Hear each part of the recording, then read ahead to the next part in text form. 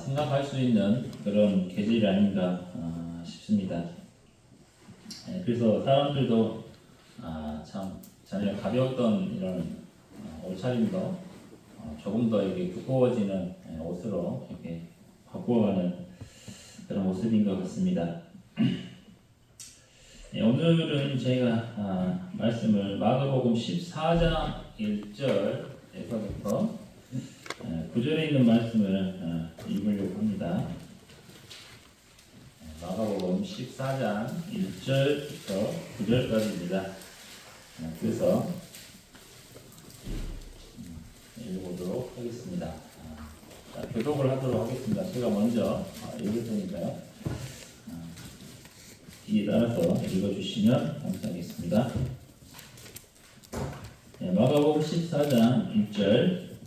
이틀이 지나면 유월절과 무교절이라 대제사장들과 서기관들이 예수를 흉계로 잡아 죽일 방도를 구하며 이들의 일하지 말까 하노니 명절에는 하지 말자 하더라. 3절. 예수께서 베다니 나병 환자 시몬의 집에서 식사하실 때에 한 여자가 매우 값진 향유 곧 순자나 나드 한 옥합을 가지고 와서 그 옥합을 깨뜨려 예수의 머리에 부으니 어떤 사람들이 화를 내어 서로 말하되 어찌하여 이 향유를 허비하는가. 이 향유를 300데나리온 이상에 팔아 가난한 자들에게 줄 수 있었겠도다 하며 그 여자를 책망하는지라. 예수께서 이르시되 가만두라. 너희가 어찌하여 그를 괴롭게 하느냐. 그가 너희에게 좋은 일을 하였느냐. 가난한 자들은 항상 너희와 함께 있으니 아무 때라도 원하는 대로 도울 수 있거니와 나는 너희와 항상 함께 있지 아니하리라. 그는 힘을 다하여 내 몸에 향유를 부어 내 장례를 일으키지 아니하였느냐. 내가 진실로 너희에게 이르노니 온 천하에 어디서든지 복음이 전파되는 곳에는 이 여자가 행한 일도 말하여 그를 기억하리라 하시니라. 14장 이렇게 1절부터 9절에 있는 말씀을 읽을 때 1절에 있는 말씀 가운데서 바리새인들, 대제사장들과 서기관들이 예수를 흉계로 잡아 죽이려고 하는 이런 일을 꾸미고 있는 중입니다. 오늘 제가 아까 예배드릴 때도 죽기 위해서 이 땅에 오신 주님에 대해서 생각하면서 예배를 드렸습니다. 우리 주님은 이 상황 가운데에서도 주님이 죽으실 줄 알고 계신 분입니다. 그리고 이런 많은 사람들이 예수님을 여러 가지 흉계로 예수님을 죽이려고 하는 그런 상황에 있는 것들도 주님은 알고 계십니다. 그래서 이러할 때에 3절에 있는 말씀을 잠깐 보시겠는데요. 3절을 보면 예수께서 베다니 나병 환자 시몬의 집에서 식사를 하고 계신다고 말씀을 하고 있습니다. 이 나병 환자는 참 제가 어려서 저희 시골을 옆에 좀 지나가면 이런 나병 환자들이 사는 그런 동네가 있습니다. 그래서 저희들도 그 동네에 잘 들어가지는 않습니다. 그리고 거기서 살고 있는 그런 나병 환자들도 웬만한 새는 잘 거기서 나오지 않고 거기 울타리 안에서 생활을 하고 그렇습니다. 그래서 얼굴을 자주 볼 수 있는 그런 상황은 아니지만 또한 가까이 있다 보니까 간혹 그분들의 얼굴을 볼 수 있고 모습들을 볼 수 있습니다. 그랬을 때 어린 나이였을 때도 참 그분들을 가까이 가는 것을 무서워하기도 하고 가까이 할 수 없는 그런 상황이었습니다. 여기 나와 있는 이 나병 환자의 모습은 이 피부로 인해서 혈액으로 인해서 감염되는 그런 질환이고 그런 질병입니다. 그래서 여기 한번 여기에 감염되게 되면 그 얼굴의 형태가 변화가 됩니다. 그리고 얼굴에 또한 반점도 이렇게 보면 이렇게 이게 눈썹도 이게 사라지고 그런다고 합니다. 그리고 이게 손도 이렇게 썩어 들어가는 그런 병이다 보니까 우리 같이 이렇게 우리가 가지고 있는 이 손가락처럼 마음대로 이렇게 움직이고 이렇게 피고 할 수 있는 그런 상황이 아니고 이렇게 하나의 이런 주먹처럼 이렇게 되어버리는 그런 분들의 모습을 보고 또는 얼굴이 찌그러지고 또는 입가가 이렇게 찌그러지는 이런 모습들을 많이 봐왔습니다. 그래서 여기 나와 있는 이 나병 환자의 이 시몬에 대해서 주님께서 말씀하고 계시고 시몬의 집에서 식사를 하는 이런 모습들을 보게 될 때 이 나병 환자 이 시몬이 이제 예수님을 만나서 병이 나음을 받은 사람입니다. 그는 지금까지 많은 사람들에게 좋은 시선을 받지 못했을 것입니다. 좋은 말들을 듣지 못하고 그리고 많은 사람들이 그들을 피하는 그런 가운데 있었고 또한 길거리에서 구걸을 했거나 어려운 상황들 가운데서 살았을 이런 시몬의 모습을 생각을 해보게 됩니다. 그러나 이제 예수님은 이런 시몬을 만나셨고 이런 시몬의 병을 낫게 해주셨습니다. 이랬을 때 이 시몬의 마음의 변화가 있다고 봅니다. 나병 환자 곁에 사람들이 함께 할 수가 없습니다. 그리고 그 예전에 유대 율법에 그들과 함께 있지 말라고 이야기를 하고 그들과 접촉하지 말라고 했고 그들을 그 무리에서 멀리 쫓아내라고 이렇게 말씀을 하고 있습니다. 근데 지금 이 상황에서는 이제 나병 환자가 나병이 다 낫게 됩니다. 그래서 이제 시몬은 그 마음에 얼마나 기쁘고 좋았을까요? 그래서 예수님을 자기의 집으로 초대를 합니다. 그래서 예수님에게 식사를 대접하는 시몬의 모습을 살펴볼 수가 있습니다. 이 사람이 이제 죄가 다 사해졌고 온 몸이 정상으로 돌아왔을 때에 이제 누구를 만나더라도 거리낌이 없는 사람이 됐습니다. 누구와 함께 하더라도 또한 같이 음식을 먹는다 할지라도 거리낌이 없는 그런 상황이 됐을 때 예수님을 초대하게 됩니다. 이런 모습들을 보게 될 때 우리가 구원받은 성도들이 하나님의 사랑을 입은 하나님의 자녀들이 어떤 모습을 해야 될까 이런 부분들을 우리들에게 말씀을 하고 있습니다. 이 말씀을 볼 때 이 시몬은 예수님과 함께 하기를 원했고 예수님을 초대하게 됩니다. 그리고 예수님도 이 시몬의 집에 들어가셔서 함께 하고 계십니다. 얼마나 이 장면이 참 놀랍고 쉽게 이루어질 수 없는 이런 장면이지만 죄인들이 구원을 받으면 우리 주님께서 그 안에 계시고 또한 그 죄인 된 사람이 이제 구원받은 사람이 돼서 하나님과 함께 할 수 있는 그런 모습들을 살펴보게 됩니다. 그리고 이제 이 한 여자가 나오게 됩니다. 이 여자에 대해서 이야기를 하게 될 때 이 여자는 매우 값진 향유 곧 순전한 나드 한 옥합을 가지고 왔다고 이야기를 하고 있습니다. 이 여인을 살펴보게 될 때 이 여인은 나사로의 동생 마르다의 동생 마리아입니다. 지금 이 여인은 예수님 앞에 값진 향유를 가지고 나와 있습니다. 왜 이 여인이 예수님 앞에 값진 향유를 가지고 나왔을 거를 생각을 해보게 됩니다. 그래서 우리 요한복음 11장에 있는 말씀을 잠깐 살펴보겠습니다. 요한복음 11장입니다.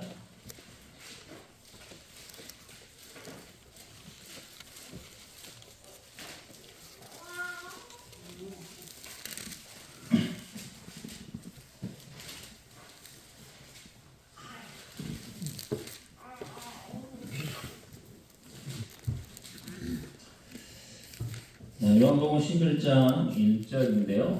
제가 읽도록 하겠습니다. 어떤 병자가 있으니 이는 마리아와 그 자매 마르다의 마을 베다니에 사는 나사로라. 이 마리아는 향유를 주께 붓고 머리털로 주의 발을 닦던 자요 병든 나사로는 그의 오라버니더라. 이에 그 너희들이 예수께 사람을 보내어 이르되 주여 보시옵소서 사랑하시는 자가 병들었나이다 하니 예수께서 들으시고 이르시되 이 병은 죽을 병이 아니라 하나님의 영광을 위하여 이하며 하나님의 아들이 이로 말미암아 영광을 받게 하려 함이라 하시더라. 이 장면에서 이제 마리아의 오라버니 나사로가 이제 죽었습니다. 그래서 이제 예수님을 초청합니다. 예수님 오셔서 죽은 나사로를 살려달라고 이렇게 간청을 하게 됩니다. 그래서 예수님은 바로 오시지 아니하시고 이틀을 더 유하시다가 베다니에 가십니다. 이 베다니는 이 예루살렘에서 한 5리쯤 떨어져 있는 마을입니다. 그렇다면 한 2km 정도 떨어져 있는 그 지역이라고 볼 수 있는데요. 2km면 그리 엄청나게 먼 지역은 거리는 아닐 것입니다. 이 마르다와 마리아 입장에서 참 예수님이 나사로를 사랑하셨고 마르다와 마리아를 사랑하셨다고 말씀을 하셨고 그리고 이 세 명의 이 자매들이 또한 이 나사로가 예수님을 사랑하고 예수님을 돕고 또 예수님의 그 사역에 함께했던 그런 사람들입니다. 그래서 이제 마리아가 입장에서 참 예수님이 오셔서 우리 참 오라버니를 살리게 해줬으면 좋겠다 이런 생각을 했을 것이고 또한 11장에 있는 말씀을 계속 읽어가다 보면 이제 예수님이 그 지방에 베다니에 오셔서 나사로가 죽어있는 이 굴 앞에까지 가게 되십니다. 그랬을 때 마르다는 예수님 오셨을 때 가서 예수님을 맞이했지만 이 마리아는 집에서 울고 있고 예수님이 오셨음에도 불구하고 가지 않고 있었습니다. 그럴 때 이제 예수님은 마리아를 부르시는 장면이 나옵니다.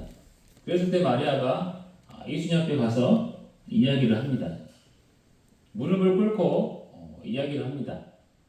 주님이 오셨다면, 주님이 여기 계셨다면 사랑하는 나사로가 죽지 않았을 것입니다. 라고 이야기를 합니다.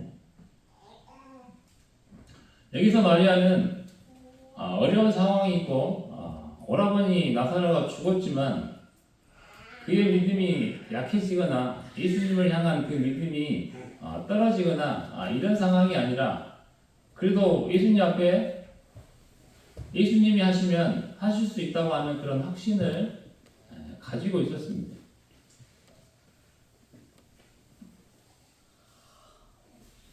그리고 이렇게 유대에서는 사람이 죽으면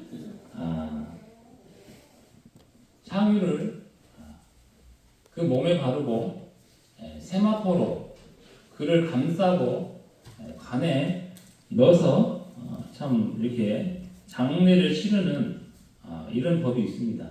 그래서 이 지금 나사로도 마찬가지로 불 속에 들어가 있을 때 분명히 향유를 바르고 세마포를 입고 들어갔던 것을 이 마리아도 알고 있을 것입니다. 그러한 장례 절차를 가까이서 본 사람이 마리아입니다. 이런 경험이 있던 이 마리아가 다시 누가복음 마가복음 14장에 있는 말씀 다시 돌아가면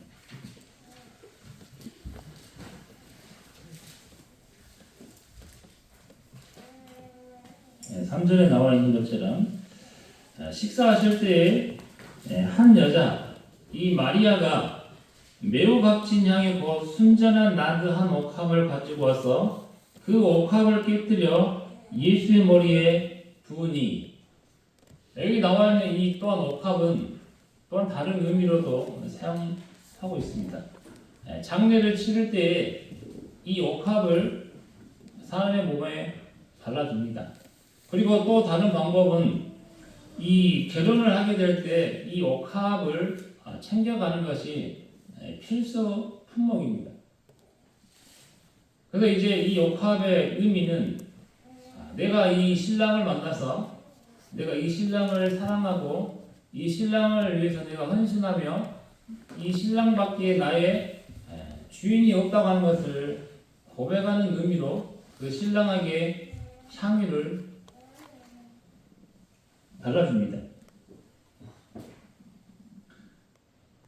여기서 이 여인은 값진 향유를 가지고 있는 여인입니다. 이 여인의 삶을 생각하게 될 때 이 마리아는 아직 결혼을 하지 않은 여인입니다. 이 여인이 값진 향유를 가지고 있는 것은 결혼을 하기 위해서 필수 품목이기 때문에 필요했기 때문에 준비를 하고 있는 상황이라고 봅니다. 그리고 이 향유는 이 여인에게 생명과도 같습니다. 그리고 이 향유는 이 여인에게 미래와도 같은 것입니다. 이 향유를 얻기 위해서 이 여인은 참 많은 일을 했을 것입니다. 많은 수고를 하고 그것을 허비하지 아니하고 값지게 보관하고 있는 그런 상황이었습니다. 근데 이 여인은 예수님을 만나서 예수님의 머리에 이 값진 향유를 다 부어드립니다.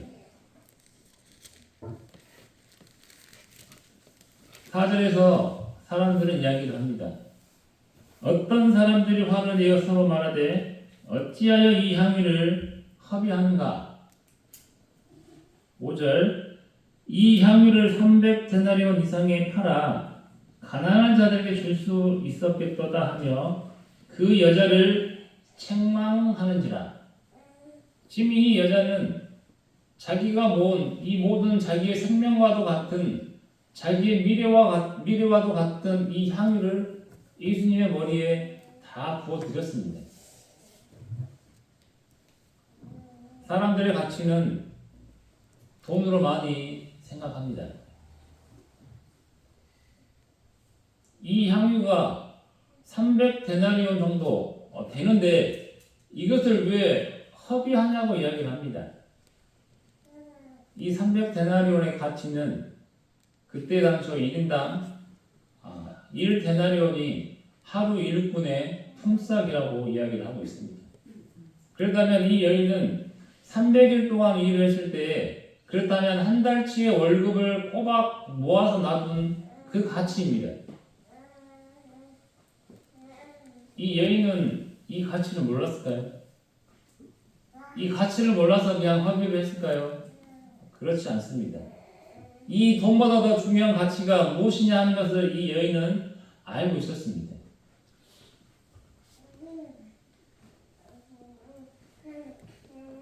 이 여인은 예수님의 머리에 예수님이 어떠한 분이신지를 이 여인은 분명히 알았습니다.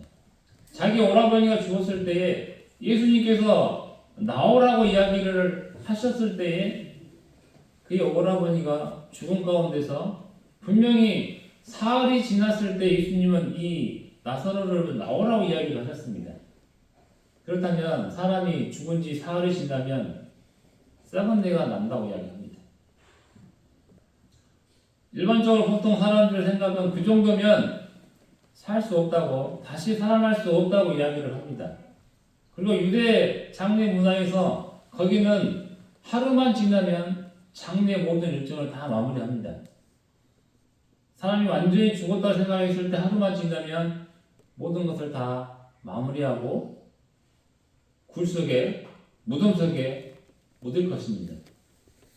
근데 우리나라는 어떻습니까? 일반적으로 3일 정도 합니다. 근데 이 나사로는 이제 죽은 지 사흘이 지나 냄새가 날 수밖에 없는 그런 상황이었습니다. 그런데도 예수님께서 나오라고 하시니까 나사로가 벌떡 일어납니다. 상상이 안 가는 일이잖아요. 나사로는 지금 묶여져 있는 상태입니다. 이 모습을 마리아는 보았습니다. 죽었던 나사로를 보았고 굴 속에 들어가 있는 세마포에 묶여져 있는 이 나사로의 모습을 분명히 보았던 마리아입니다. 그리고 사흘이 지났다고 했고 사흘이 지나면 냄새가 나서 사람들이 가까이 하지 않는 그런 상황입니다. 그런데도 예수님은 그 여인을 그 나사로를 부르셨습니다. 그리고 살아났습니다. 이 모습을 마리아는 봤습니다. 그리고 예수님 앞에 그 여인은 이제 내가 너희를 위해 죽겠다고 이야기를 하신 부분의 말씀을 분명히 듣고 기억하고 있습니다. 그래서 내가 이 죽어야 될 이 주님을 기억하면서 이 마리아는 자기가 아끼고 아꼈던 이 그 향유를 어디에 보관했습니까? 옥합에 보관을 했다고 이야기를 하고 있습니다. 옥합은 무엇이냐? 옥으로 만든 그릇입니다. 깨지기 쉬워요. 그리고 이 향유는 옥합 안에 있으면 어때요? 냄새를 맡을 수가 없습니다. 밀랍이 되어 있는 이런 상태이기 때문에 이 향유 냄새를 맡을 수 있는 그런 상황이 아닙니다. 그런데도 이 마리아는 어느 것이 더 가치가 큰지를 알았습니다. 내가 가지고 있는 이 300데나리온의 가치, 지금 현재로 우리가 계산표로 따져봤을 때 4천만 원이든 5천만 원 이 향유를 그냥 예수님의 머리에 부었을 때 마리아의 생각은 예수님을 너무나 공경한 사람입니다. 이 머리에 기름을 바르거나 향유를 바르는 이러한 의미는 내가 그를 섬기겠다고, 내가 그에게 엎드려 무릎을 꿇고 섬기는 자가 되겠다고, 그리고 그를 존경하겠다고, 공경하겠다고 하는 그런 의미로 이 향유와 기름을 바릅니다. 이 마리아의 마음에도 이런 마음이 분명히 있었습니다.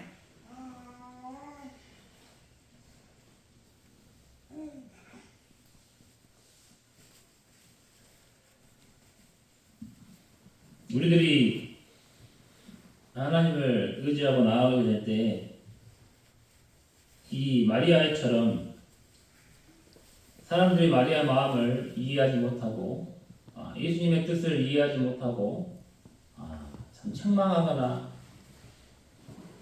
바르지 않은 말을 한 경우도 있을 것입니다. 그러나 그런 거에 우리들의 마음이 참 흔들리거나 그러하실 필요가 없다고 봅니다.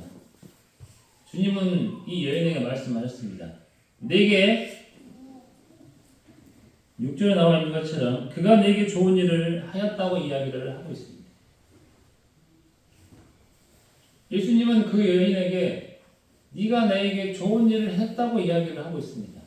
많은 사람들은 이 여인을 비방하고 책망하고 시기하고 질투합니다.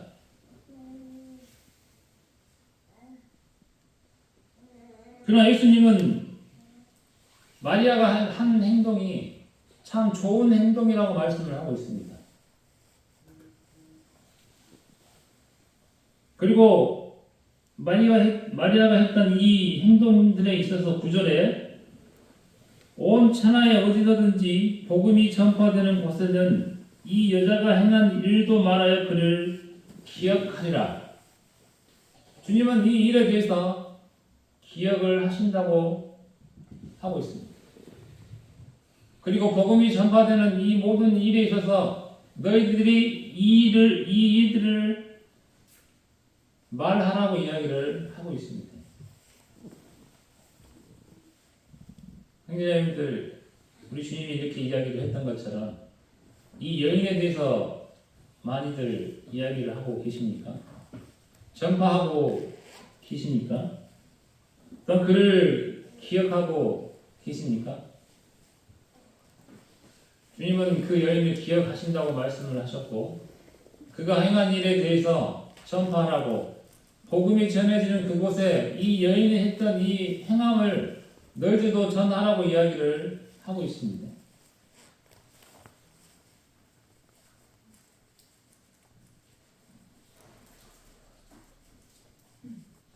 이 옥합이 이 향유가 옥합 안에만 있으면 그 의미를 다 할 수가 없습니다.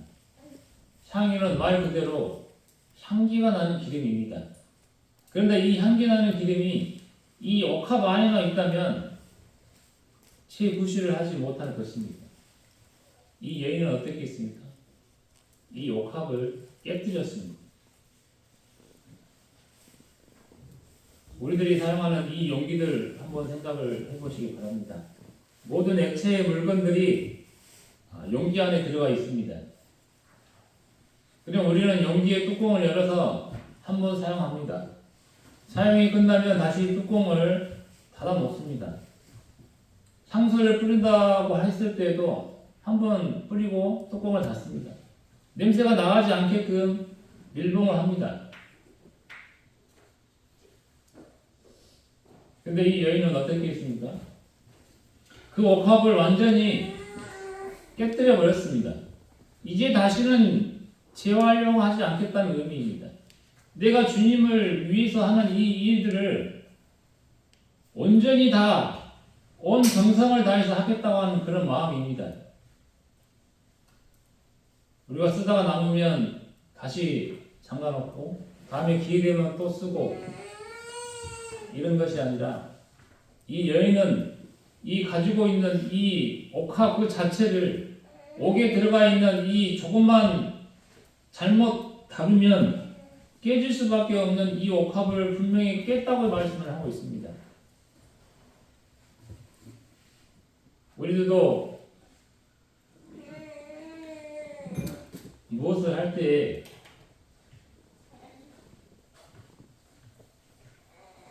생각하고 걱정하는 것들이 많이 있습니다. 분명히 깨야 되는데 깨지 못하는 그런 경우들이 많이 있습니다. 내가 하나님의 일을 하고 싶은데 이 일을 방해하는 것들이 있습니다. 여기 나와 있는 것처럼 너 왜 허비하느냐? 너 왜 그렇게 했느냐? 이렇게 많은 사람들이 책망하는 것처럼 우리들이 하나님의 일을 할 때 이것을 분명히 하기 위해서는 내가 깨져야 되고 내가 마음을 열고 하나님께 드려야 되는데 그것을 할 때 그것을 못하게 하는 막는 이런 일들이 많이 있다고 하는 것입니다. 제 자신도 많은 부분들이 있어서 깨뜨리지 못했던 부분들이 많이 있습니다.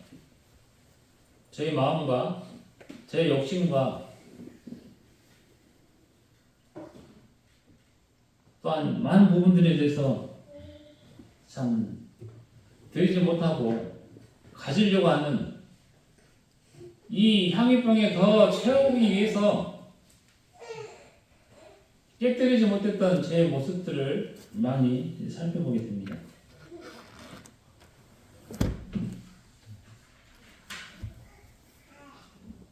이 마리아가 어찌해서 이렇게 옥합을 주님께 드릴 수 있었는가를 잠깐 살펴보기를 바랍니다. 이 마리아의 신앙적 교훈을 통해서 깨닫는 그런 시간 되기를 바랍니다. 마리아는 어떤 사람이었는가를 살펴보시면 마르다와 다르게 이 마리아는 예수님의 말씀을 듣기를 좋아했던 여인입니다. 예수님이 오시면 예수님의 그 발 앞에 엎드려 무릎을 꿇어서 말씀을 듣는 걸 좋아했던 여인입니다. 마르다는 예수님이 오시면 예수님을 초청합니다. 예수님 저희 집에 오십시오. 초청을 합니다. 그럼 내가 맛있는 음식을 예수님을 대접하기 위해서 열심히 준비했던 사람이 마르다입니다. 그 반면 이 마리아는 예수님의 말씀을 듣기 위해서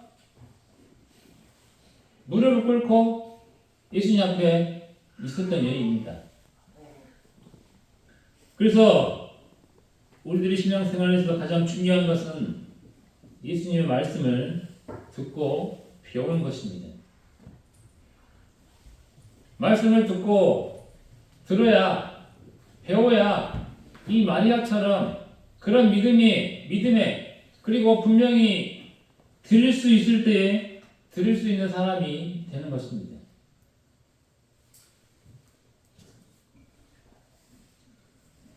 그리고 하나님의 말씀에 집중하는 삶을 살아야 할 것입니다. 그리고 이 마리아는 두 번째로 어려움 속에서도 예수님을 의지한 여인입니다. 자기의 오라버니가 죽었을 때에도 예수님을 만났을 때 예수님께 의지했던 여인입니다. 주님이시면 이 모든 일들을 하실 수 있다는 것을 예수님 앞에 고백을 한 여인입니다. 우리가 어려울 때에 예수님을 신뢰하는 신앙을 가지시기 바랍니다. 네가 고난을 당할 때에 예수님을 신뢰하지 않으면 예수님도 우리를 도와주지 않으실 것입니다. 그리고 세 번째로 마리아는 헌신적인 사랑을 실천한 여인입니다. 마리아는 가장 귀한 향유를 예수님께 드린 사람입니다. 자기가 가지고 있는 것 중에서 제일 좋은 것을 예수님께 드린 여인입니다. 가지고 있는 것 중에 좀 못난 것 드린 사람이 아닙니다. 가지고 있는 것 중에 자기의 생명과도 같은, 자기의 미래와 같은 이것을 예수님께 드렸습니다. 그랬을 때 예수님께서 네가 나에게 좋은 일을 했다고 말씀하십니다. 내가 이 일을 기억하겠다고 말씀을 하고 계십니다.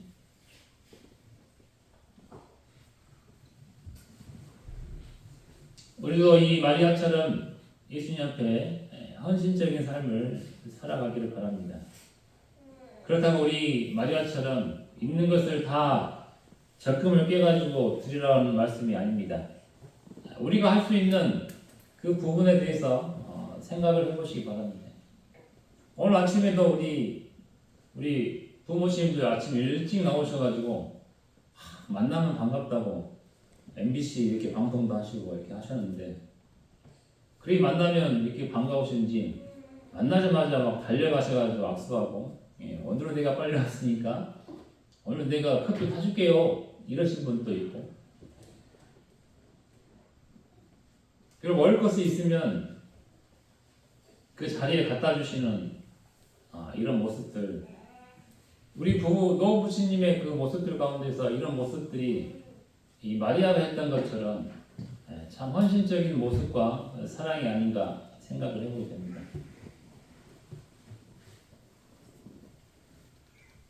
더 많은 일들이 있을 것입니다. 우리가 할 수 있는 일, 하나님을 위해서 할 수 있는 일, 성도들을 위해서 할 수 있는 일, 또한 교회를 위해서 할 수 있는 일들이 또한 많이 있을 거라 생각합니다. 그리고 우리가 참 즐거운 마음으로, 참 기쁜 마음으로 드렸을 때 주님은 받으십니다. 두랬던 과부가 헌금을 했을 때 그것을 귀하게 보신 주님이십니다. 내가 가진 것 중에 전부를 드린 이 과부의 이 헌신처럼 참 물질로 아니더라도 우리의 마음으로, 또 우리가 하나님의 말씀을 소중하게 여기고 귀중하게 여기는 그런 마음으로 참 하나님의 말씀을 듣고자 하는 그런 마음을 가지신다면 그것이 하나님 앞에 헌신된 마음이고 모습이지 않을까 봅니다. 우리 모든 형제 자매들도, 또한 교회에 나오고 계시는 참 구도자분들도 이 마리아가 참 예수님 앞에 드렸던 향유를 머리에 부어 드렸던 이런 모습을 기억하시기 바랍니다. 그런 모습들을 기억하시면서 나도 복음을 위해서 복음이 전해질 때에 이 마리아의 이 모습이 참으로 어떠한 모습이었는지를 생각을 해보기 바랍니다.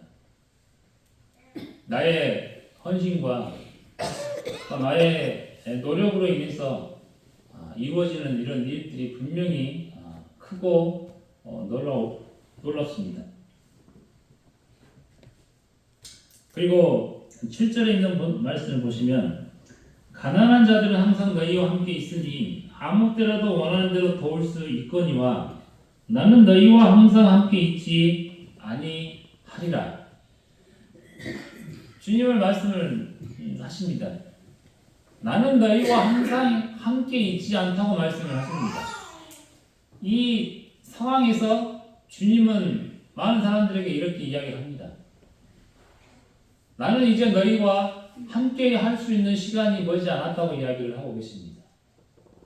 그러나 가난한 자들은 너희와 항상 있다고 이야기를 하십니다. 그래서 우리가 어느 것이 중요한지를 생각을 해보게 될 때 가난한 자들이냐, 이제 죽음이 얼마 남지 않는 주님이냐 예수님이냐를 생각을 했을 때 이 여인은 예수님을 생각을 한 겁니다. 가난한 자를 무시하거나 도와주지 않거나 그런 것이 아니에요. 지금 이 상황에서 필요한 것은 이 향유가 필요한 이 향유를 가지고 내가 팔아서 가난한 자들에게 먹을 것을 사줄 것이냐, 아니면 이 향유를 예수님의 머리를 뿌릴 것이냐, 이렇게 생각을 했을 때에 곧 떠나실 주님을 먼저 이 여인은 생각을 한 겁니다. 아직 어려운 걸 안 저기다 못 넣니? 예. 불켜놓고 있어. 그래서 뭐가 더 가치 있는 일인가를 생각을 하실 때 가치 있는 일을 먼저 생각하시고 따라가시면 옳은 판단을 하실 수 있다고 생각을 해보게 됩니다. 이 여인이 그런 판단을 했던 것처럼 우리도 하나님 앞에서 바른 가치의 판단, 헌신을 하게 될 때 하나님께서 그것을 기억하실 것입니다.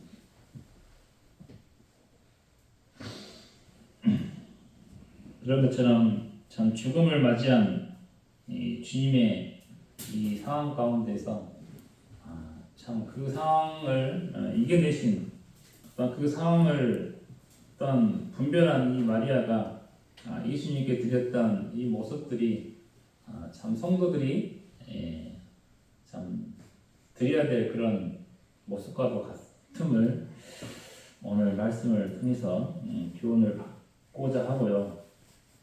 그래서 참 마리아의 참 변화와 헌신을 통해서 참 많은 성도들에게 이 성경의 말씀을 읽는 많은 분들에게 가르침을 하고 있는 것을 보게 됐습니다. 오늘 말씀은 이것으로 마치도록 하겠습니다.